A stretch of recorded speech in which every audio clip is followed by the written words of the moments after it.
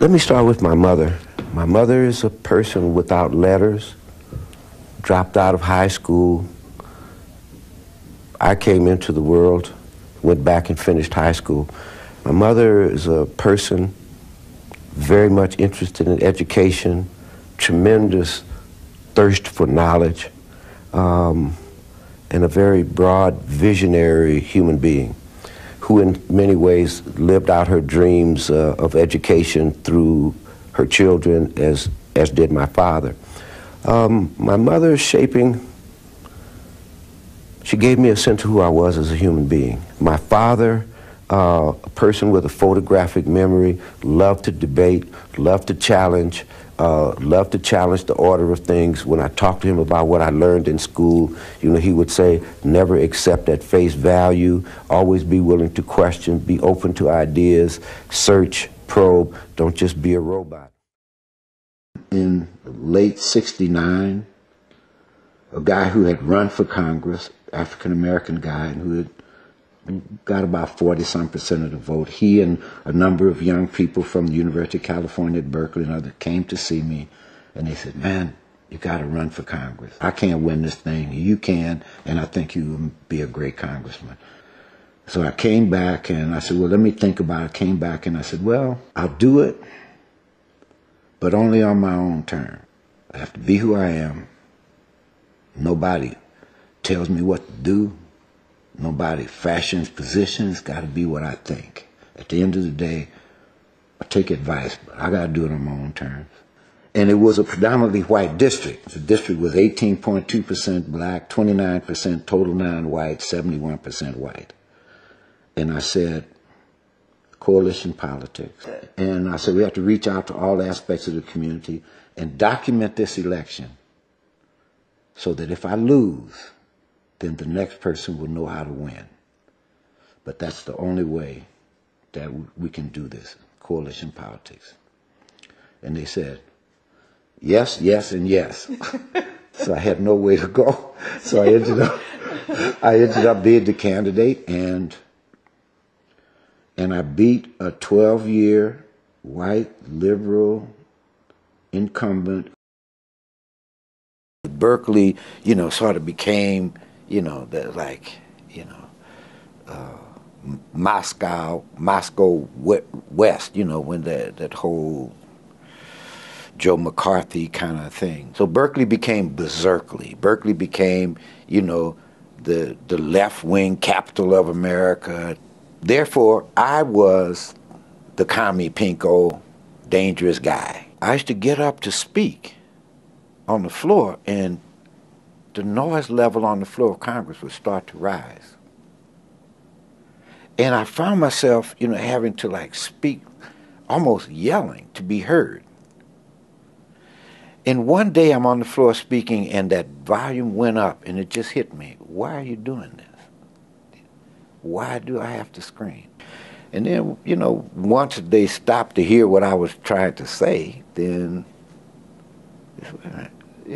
guy's not talking crazy, so they began to listen. And then it became easier and easier for me to speak. And at a certain point, it got to the point where whenever I would get up to speak, the house would get very quiet. Then I could communicate with them. Because I decided at that point that it wasn't Ron Dellums that was being disrespected on the floor. It was 500,000 people's voice that was being, their right to be heard was being disrespected. And as a member of Congress, it wasn't about me, it was about my right to stand there as an equal member of a body of 435 people and to be heard.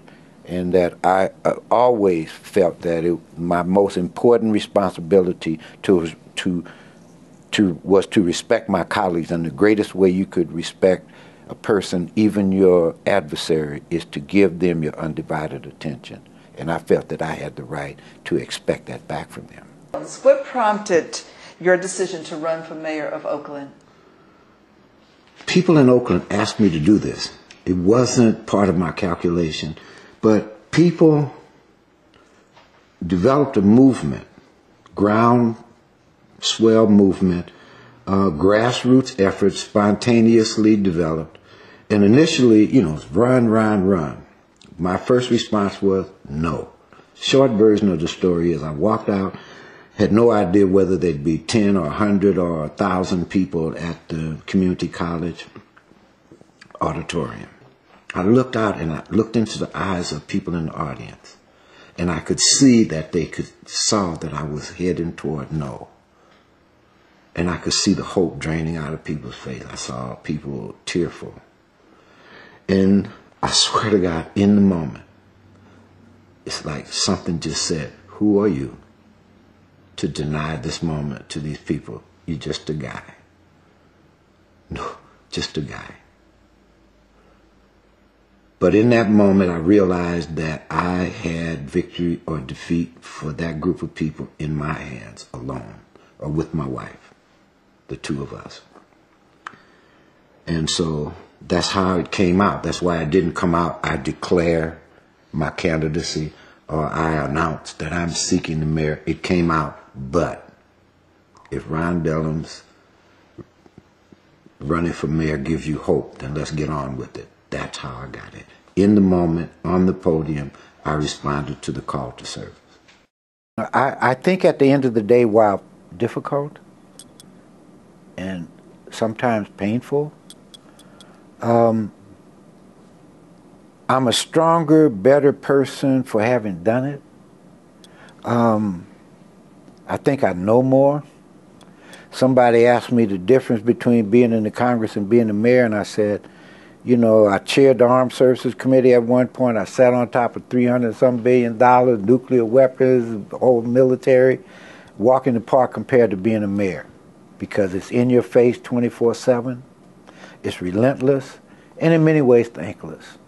But I think I did the right thing for the right reason. It wasn't that I thought that I had all the answers or whatever. I think that we tried some important and significant ideas. I'd like to think that many of them were good ideas that at the end of the day should not be dropped.